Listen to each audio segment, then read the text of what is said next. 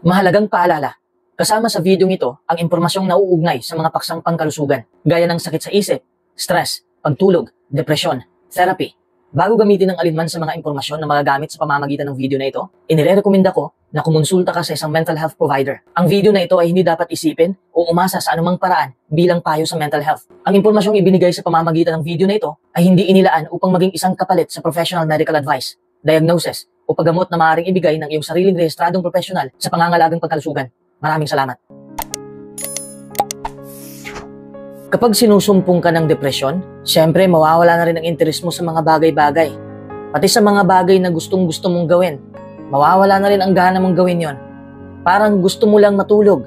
Feeling mo ay wala ka ng kwentang mabuhay.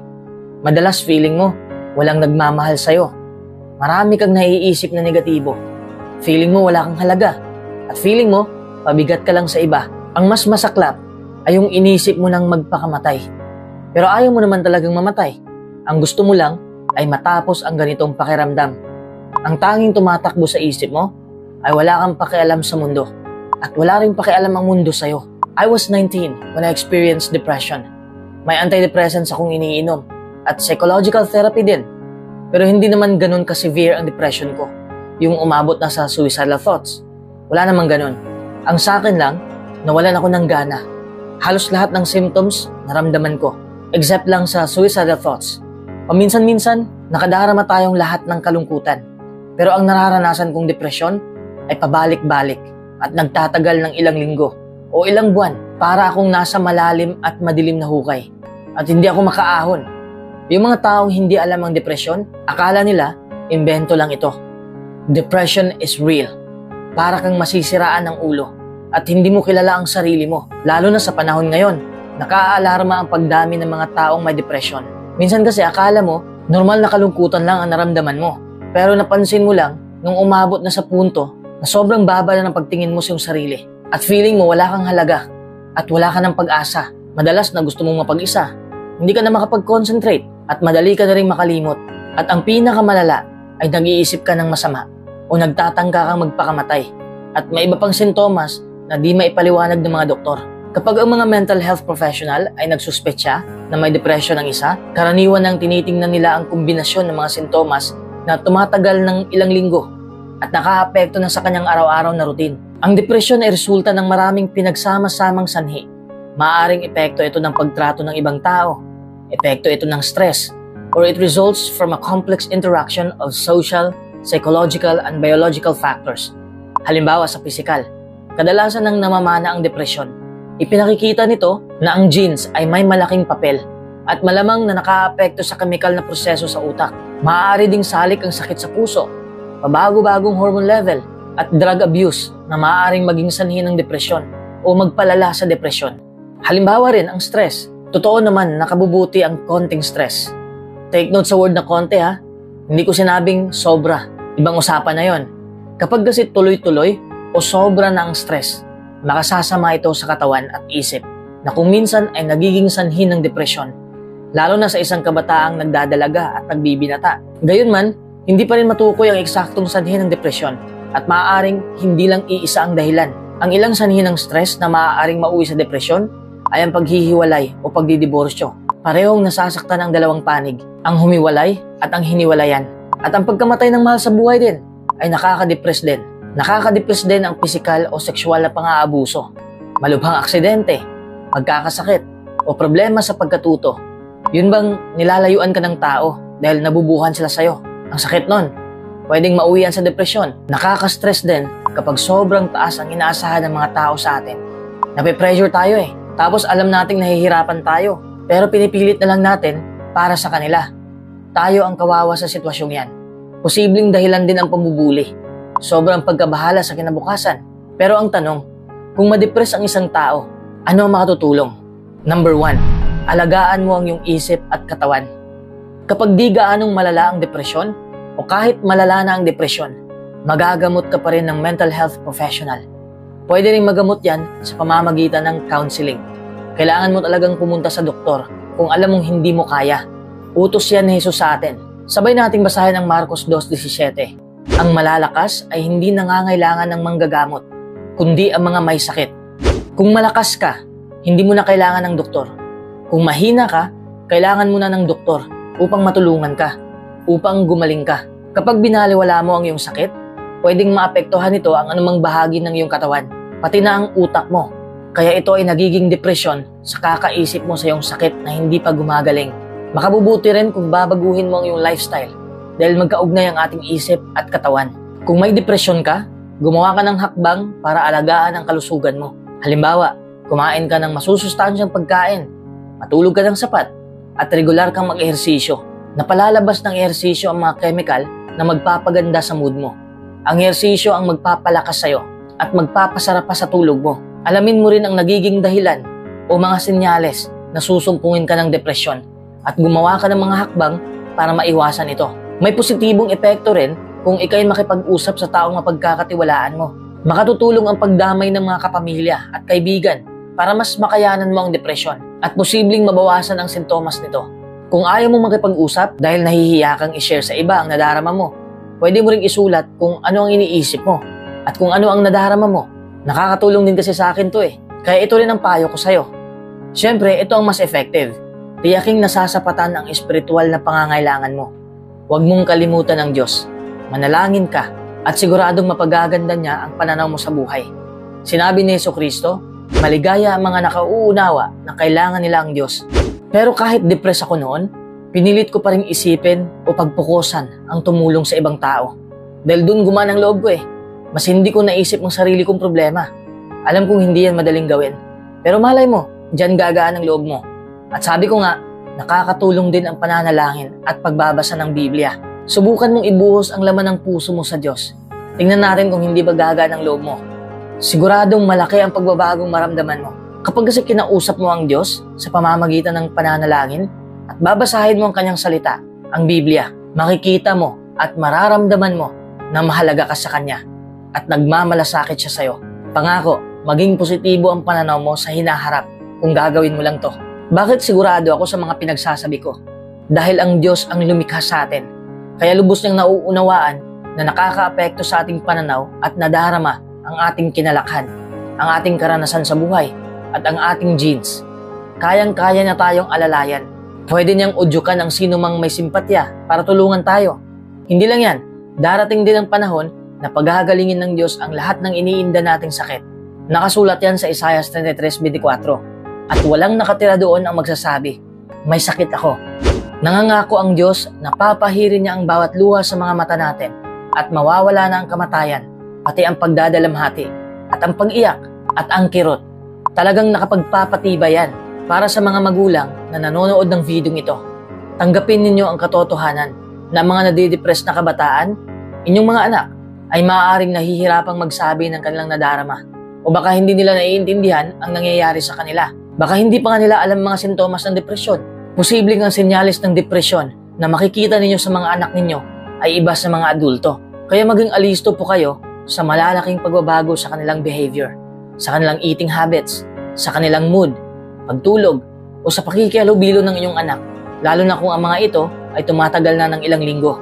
Huwag po ninyong baliwalain kapag may sinasabi siya tungkol sa pagpapakamatay o kung may pahiwatig ng pagpapatiwakal o huwag po kayong tumawa. Akala nyo lang kasi biro lang o sobrang OA lang nila. Pero totoo po ang depresyon. At kung nagsususpetsa ka na may depresyon ng iyong anak, yun bang hindi lang basta sumpong? Pag-isipan mo kung makabubuting magpatingin sa doktor. Tanungin po ninyo ang inyong anak na sundin ang panggagamot at bumalik po kayo sa doktor kung makita ninyong hindi bumubuti ang kalagayan niya o kung may masamang epekto ang gamot. Bilang pamilya, magkaroon po kayo ng magandang routine sa pagkain, pag-ehersisyo, at pagtulog. Lagi po kayong makipag-usap sa inyong anak at tulungan siyang harapin ang anumang senyales na maaaring mauwi sa depresyon. Lagi po ninyong ipadama sa inyong anak kung gaano niyo po siya kamahal. Dahil kapag nadidepress siya, pakiramdam niya ay nag-iisa siya. Nahihiya siyang magsalita sa kanyang nararamdaman at pakiramdam niya ay wala siyang halaga. Para naman sa mga kabataan o adulto na may depresyon, gumawa po kayo ng emotional first aid kit na panlaban sa depresyon. Isang emotional first aid kit na may mga bagay na nakapagpapagaan ng pakiramdam, na may teksto sa Biblia, na may kantang nagpapakalma sa'yo, at may positibong artikulo at magandang karanasan. Makatutulong kasi ang paggawa ng emotional first aid kit para makontrol mo ang iyong iniisip at nadarama. Depende naman sa'yo kung isama mo ba ang mga bagay na ito. Number 1, numero ng mga taong gusto mong tawagan kapag nalulungkot ka. Number 2, mga paborito mong kanta na nakapagpapasaya at nakapagpapagaan ng loob mo. Number 3, mga kasabihang magsisilbing inspirasyon at mga artikulong nagbibigay ng pag-asa. Number 4, listahan ng mga teksto sa Biblia na nakapagpapagaan ng pakiramdam, gaya nito. Number 5, mga bagay na magpapaalaala na may nagmamahal sa'yo. Number 6, isang diary kung saan nakasulat ang mga positibong pananaw mo, pati na ang iyong magagandang karanasan.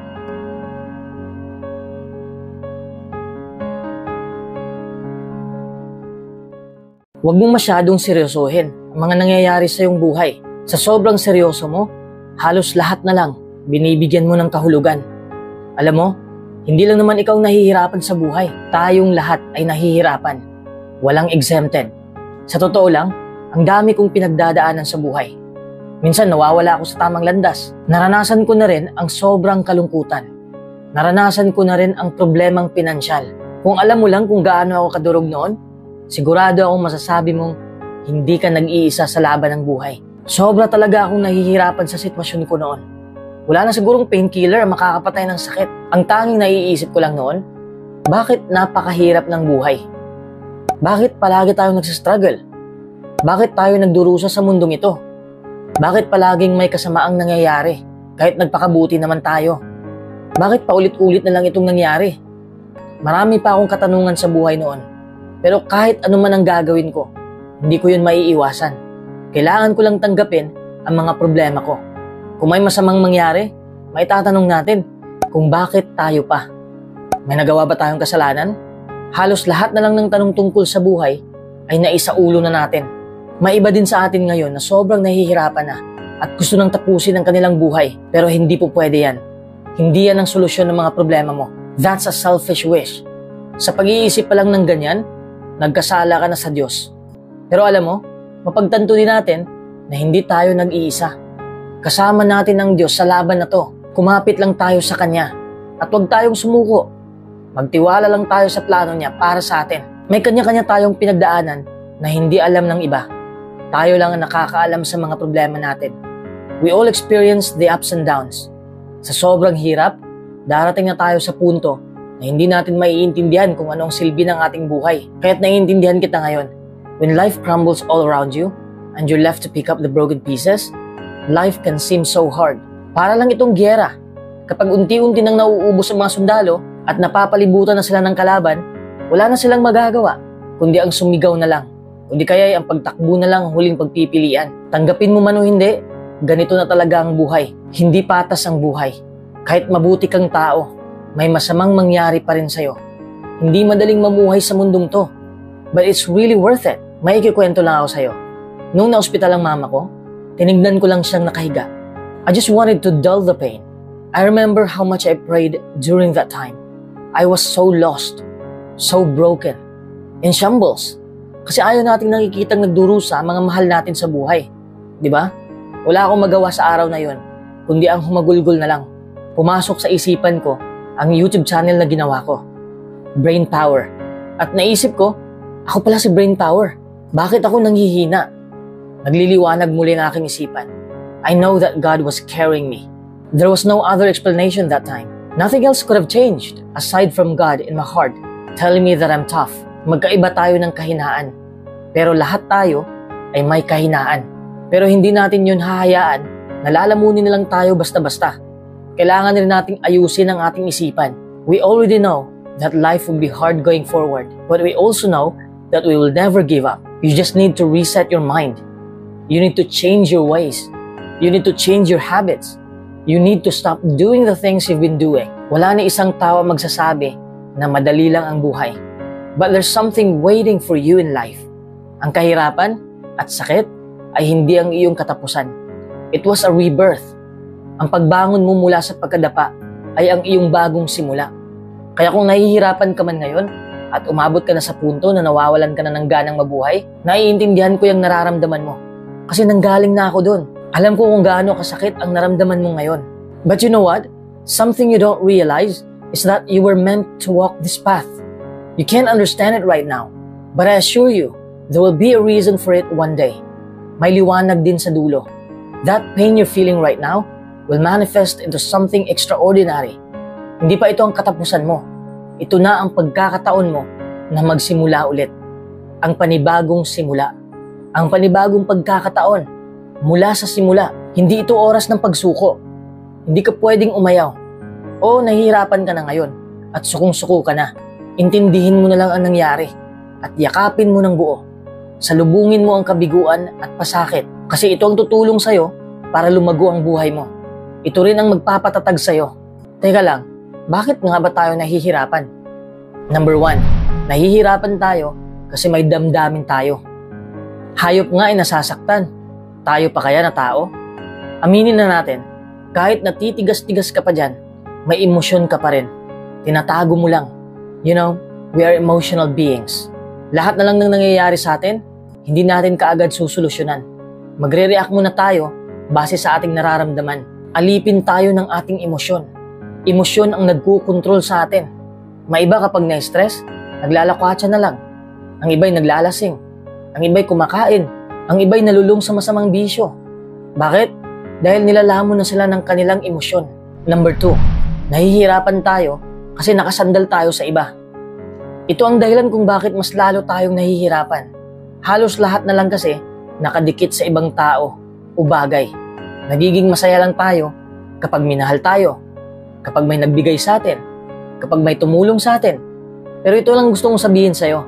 Ang kaligayahan ay hindi nanggagaling sa ibang tao. Nanggagaling ito sa kaloob-looban mo. Alam kong mahirap paniwalaan. It's hard to be happy when you've based your entire existence around the presence of someone else in your life. Kapag ikinabit mo ang iyong kaligayahan sa ibang tao, at kung ang taong yun ay lalayo na sa'yo, ano kaya ang mangyayari sa'yo? Siyempre, masasaktan ka ng lubusan. Madudurog ka. So how do you extricate yourself from a situation like this?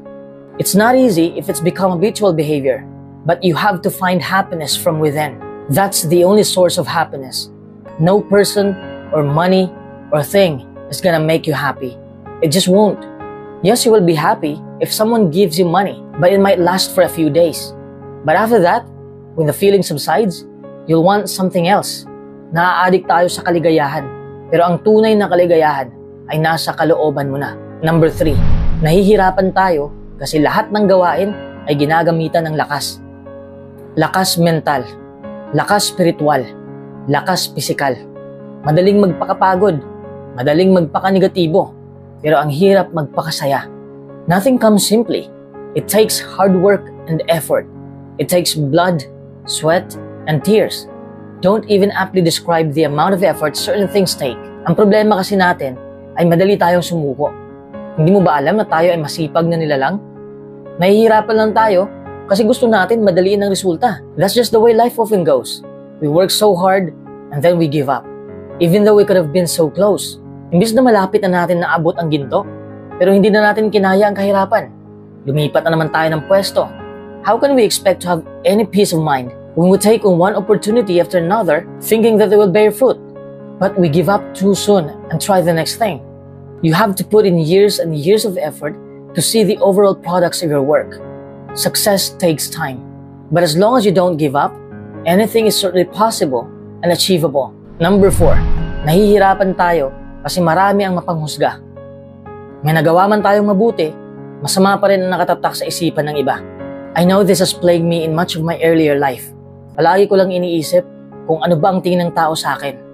Pero ngayon, wala na akong pakialam. Makapal ng balat ko.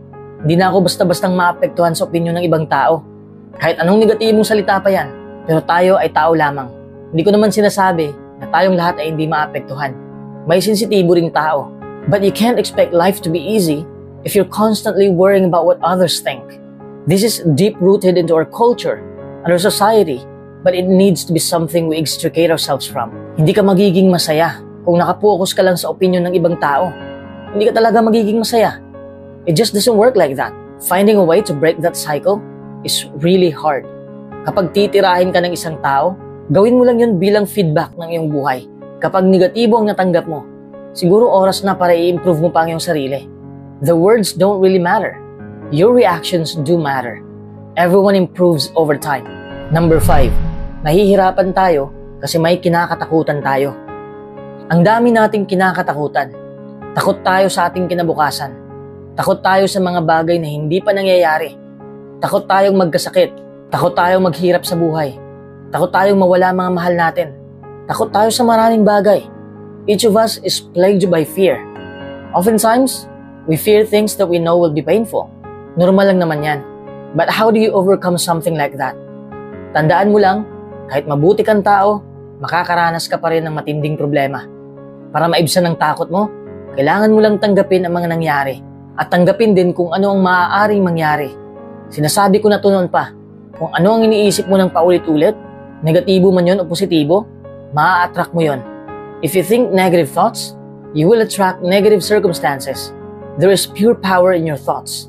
So if you keep your thoughts clean and have a positive outlook on life, fear won't pervade your mind as much. Kung may makalusot man, madali mo na itong mapapaalis.